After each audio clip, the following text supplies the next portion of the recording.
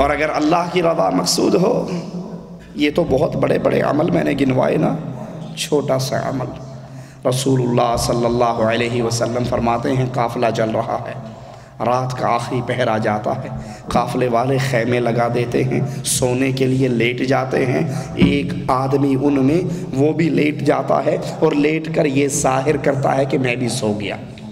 اور جب اس کی آنکھ دیکھتی ہے کہ سارے سو گئے، کوئی نہیں جاگ رہا، خاموشی سے اٹھتا ہے، وضو کرتا ہے، مصلی پہ کھڑا ہو کر اپنے رب کی عبادت شروع کر دیتا ہے، بھلے وہ 2 رکعتیں نماز پڑھے، لیکن طریقہ کار کیا ہے؟ لوگوں کی نظروں سے بچ کر اللہ کی عبادت کر رہا ہے۔ محمد کریم فرماتے ہیں اس عمل کو دیکھ کر اللہ محبت سے مسکرا دیتا ہے۔ ایک طرف شہادت کا عمل برباد جاتا ہے، ایک طرف شہادت کا عمل برباد جاتا ہے، سخاوت کا عمل برباد جاتا ہے، علم قرآن پڑھنا پڑھانا برباد جاتا ہے، اور دوسری طرف صرف 2 رکعتیں اللہ کی رضا کے لیے پڑھتا ہے تو اللہ اس کے عمل سے اتنا راضی ہوتا ہے کہ مسکرا دیتا ہے۔ صحیح مسلم میں ہے، رسول اللہ صلی اللہ علیہ وسلم فرماتے ہیں ایک شخص پتھر کو راستے سے ہٹا دیتا ہے، اب تنہا ہے، راستے سے گزر رہا ہے، پتھر پڑا ہے، تکلیف دہ چیز ہے، اس کے دل میں آتا ہے کسی مسلمان کو چوٹ لگے گی تو میں اس تکلیف دہ چیز کو راستے سے ہٹا دوں، وہ پتھر اٹھا کر دیوار کے ساتھ کونے میں کر دیتا ہے، کوئی نہیں دیکھ رہا، اللہ دیکھ رہا ہے، اللہ کی رضا کے لیے یہ عمل ہے، اسی عمل سے اللہ اس پہ جنت کو واجب کر دیتا ہے۔ رسول اللہ صلی اللہ علیہ وسلم فرماتے ہیں، سنن نسائی میں یہ حدیث موجود ہے، ایک مجاہد جہاد کے لیے جاتا، اس کی 2 نیتیں ہیں، ایک نیت اللہ کی رضا ہے، 2 ارادے ہیں دل میں، اس جہاد سے مقصد اللہ راضی ہو جائے، دوسری نیت یہ ہے کہ ٹھیک ہے اللہ تو راضی ہوگا لیکن دنیا والوں کو بھی پتہ لگنا چاہیے میں کتنا بڑا کمانڈر ہوں، میرے چرچے ہونے چاہیے، میری وصیتیں چھپنی چاہیے، میرے مارکے چھپنے چاہیے، میرے مین روڈ پر جنازے ہونے چاہیے، 2 نیتیں ہیں، 2 نیتوں سے لڑتا ہے۔ رسول اللہ صلی اللہ علیہ وسلم سے سوال کیا جاتا ہے اللہ کے نبی اگر کوئی 2 نیتیں لے کر لڑے، اللہ کی رضا بھی مقصود ہو، لوگوں میں چرچا بھی مقصود ہو، اللہ اس مارکے کی بنا پر اس کو کیا عطا فرمائے گا؟ رسول اللہ صلی اللہ علیہ وسلم فرماتے ہیں اس کی نیت اللہ کی رضا بھی ہے، لوگوں میں چرچا بھی ہے، اللہ اس کو کچھ بھی عطا نہیں فرمائے گا، کچھ نہیں ملے گا۔ حالانکہ اللہ کی رضا کی نیت ہے لیکن اللہ اس عبادت کو قبول کرتا ہے جو خالص اس کے لیے کی جائے، اور جس کے اندر دکھلاوا آتا ہے اللہ اس سے ہاتھ کو اٹھا لیتا ہے۔ یہ نیکیاں کر کے یہ امید لے کر آئیں گے کہ ہمارے پاس تو بہت اعمال ہیں لیکن ریاکاری کی وجہ سے سارے اعمال برباد ہو جائیں گے۔ اللہ سب سے پہلے کہنے والے کو سوچنے کی توفیق عطا فرمائے، عمل کرنے کی توفیق عطا فرمائے، پھر ہر مسلمان اپنے اپنے گریبان میں جھانک لے، میں دعوت کا کام کر رہا ہوں، میں نماز پڑھ رہا ہوں، میں نیکیاں کر رہا ہوں، میں کسی یتیم کی کفالت کر رہا ہوں، میں کسی مسجد میں چندہ دے رہا ہوں، میرا مقصود لوگوں کو دکھلانا ہے، گاؤں اور دیہات کے اندر اپنے نام کے چرچے ہونا ہے، یہ اللہ کی رضا ہے۔ اگر اللہ کی رضا خالص ہے تو مبارکباد کے مستحق ہو، اور اگر لوگوں میں چرچا ہے، ریاکاری ہے، تو یہ دوسرا وہ بدنصیب ہے جس کے نیک اعمال ہونے کے باوجود قیامت کے دن یہ ناکام ہو جائے گا۔ تیسرا وہ انسان جس کو اچانک اس تکلیف دہ صورتحال کا سامنا کرنا پڑے گا، جو دنیا میں نیکیاں لے کر آ رہا ہوگا لیکن قیامت کے دن اس کی ساری نیکیاں برباد ہو جائیں گی۔ وہ شخص ہے جس کے اعمال تو بہت ہوں گے، جس کی نیکیاں تو بہت ہوں گی، جس کے پلڑے کے اندر، ترازو کے اندر اس کے اپنے خیال کے مطابق نیکیوں کے سٹاک ہوں گے، لیکن وہ ساری نیکیاں اس کی برباد ہو جائیں گی، ریت کے ذرے بنا کر اڑا دیے جائیں گی۔ وہ بدنصیب ہے جس نے نیک اعمال کیے لیکن رسول اللہ کی سنت کے مطابق نہیں کیے۔ بڑی کڑوی بات ہے پیارے بھائی، بڑی کڑوی بات ہے۔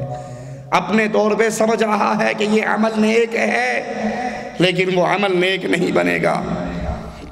وہ عمل اس کے ترازو میں وزنی نہیں ہوگا، ریت کے ذرے بنا کر اڑا دیا جائے گا وہ اعمال جن اعمال پر محمد کریم صلی اللہ علیہ وسلم کی سنت کی مہر نہیں لگی ہوئی ہوگی۔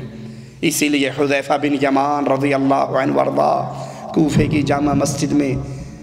ایک نمازی کو نماز پڑھتے ہوئے دیکھ کر پوچھتے ہیں منذ کم تصلی هذه الصلاة، اے نماز پڑھنے والے کتنے عرصے سے تو یہ نماز پڑھ رہا ہے؟ ایک روایت کے مطابق وہ 40 سال کہتا ہے، اور ایک روایت کے مطابق وہ 60 سال کہتا ہے کہ میں 40 یا 60 سال سے یہ نماز ادا کر رہا ہوں۔ دارالعلوم کے مفتی کا فتویٰ آپ کو نہیں سنانے لگا،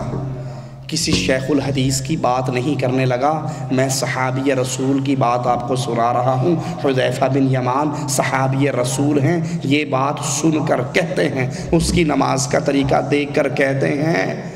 ما صلیتا،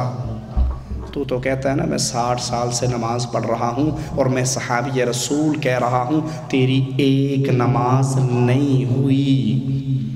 وَلَوْ مُتَّ عَلَى هَذِهِ الصَّلَاةِ، اور اگر یہی نماز اسی طریقے کی پڑھتے پڑھتے تو مر جاتا تو محمد کریم کے دین پہ تیری موت بھی نہ ہوتی۔ ہم کیا کہتے ہیں، ہماری عوام کیا کہتی ہے، اجی مولوی صاحب ٹائم ہی نہیں ہے اتنے لمبے چوڑے چکر میں، اللہ کے لیے سجدہ کرتے ہیں، نماز پڑھتے ہیں، رکوع کرتے ہیں، خلاص یہ لمبی چوڑی بحثیں تو مولویوں کی ہیں، کیسے پڑھنی کیسے نہیں پڑھنی، کیا کرنا کیا نہیں کرنا۔ ہم تو اتنا سمجھیں بس سجدہ کرنا چاہیے، سجدہ کرتا ہوں جیسے آتا ہے ویسے کرتا ہوں، اللہ جیسے آتا ہے ویسے کو قبول نہیں کرتا۔ اللہ نے قبولیت کے لیے ایک شرط بیان کی ہے، اور وہ شرط یہ ہے اگر محمد کریم کے مطابق عمل کر کے لائے ہو تو قبول ہوگا، اگر محمد کریم کے مطابق عمل نہیں ہے، وہ عمل کتنے بڑے ہوں، وہ محنتیں کتنی بڑی ہوں، وہ ٹکرے تم جتنی مرضی مار کے آ جاؤ، اللہ کے ہاں وہ ریت کے ذروں کی طرح ضائع کر دیے جائیں گے۔ سوچ لو، اللہ کے لیے سوچ لو، نماز پڑھنے والوں، روزہ رکھنے والوں، حج کرنے والوں، صدقہ دینے والوں، نکاح کرنے والوں، طلاق دینے والوں، اللہ کے لیے سوچ لو، یہ سارے اعمال جو آپ کر رہے ہیں کیا یہ اعمال محمدی اعمال ہیں؟ کیا ان پر رسول اللہ کی سنت کی مہر لگی ہے؟ اگر سنت کی مہر ہے تو مبارکباد کے مستحق ہو، اور اگر آپ کے اعمال آپ کی اپنی سوچ کے مطابق اچھے ہیں، آپ کی اپنی سوچ کے مطابق نیک ہیں، لیکن وہ سنت رسول سے ثابت نہیں ہیں، تو پھر یہ سارے اعمال برباد ہو جائیں گے۔ یاد کر لیجئے، ایک بدعت اس کی نحوست اتنی ہے کہ وہ سارے اعمال کو برباد کروا دیتی ہے، سارے اعمال کو ضائع کروا دیتی ہے۔ حدیث میں آتا ہے قیامت کے دن پیارے حبیب علیہ السلام حوض کوثر پہ ہوں گے۔ وہ چھوٹا سا گڑھا نہیں ہے، وہ چھوٹا سا حوض نہیں ہے، وہ اللہ کی بہت بڑی نعمت ہے جو رسول اللہ صلی اللہ علیہ وسلم کو عطا کی گئی، جس کے آب خورے آسمان کے ستاروں کی تعداد میں ہیں۔ جس طرح آسمان کے ستارے کوئی نہیں گن سکتا، اس طرح حوض کوثر کے پیالوں کو کوئی نہیں گن سکتا۔ وہ حوض کوثر جس کا پانی دودھ سے زیادہ سفید ہے، شہد سے زیادہ میٹھا ہے، جو اس کو پی لے گا جنت میں داخل ہوتے تک اس کو دوبارہ پیاس نہیں لگے گی۔ اب اللہ کے پیارے حبیب ہیں، حوض کوثر پہ موجود ہیں، مسلمان آ رہے، پانی پی رہے، ایک جماعت آئے گی، ایک گروہ آئے گا، ایک پارٹی آئے گی، جبرائیل علیہ السلام ایک روایت میں ہے دیوار کھڑی کر دیں گے، دوسری روایت میں ہے ان کو درے ماریں گے۔ وہ پیارے حبیب علیہ السلام جو رحمتوں کا پیکر ہیں، جو رحمت للعالمین ہیں، جو اپنی امت پہ اتنے رعوف ہیں، اتنے پیار کرنے والے ہیں، طائف والے پتھر مار رہے ہیں، طائف والے زخمی کر رہے ہیں، طائف والوں نے لہو لہان کر دیا ہے، سر سے خون بہتا ہے، قدموں میں آ جاتا ہے، نبی گر جاتے ہیں، آنکھیں کھلتی ہیں، جبرائیل کو سامنے پاتے ہیں، 7 پہاڑوں کا فرشتہ ہے، جبرائیل کہہ رہا ہے یا رسول اللہ صلی اللہ علیہ وسلم وسلم اشارہ کر دیجئے، اجازت دے دیجئے، میں ان طائف والے پہاڑوں کو اٹھا کر ان کو جنہوں نے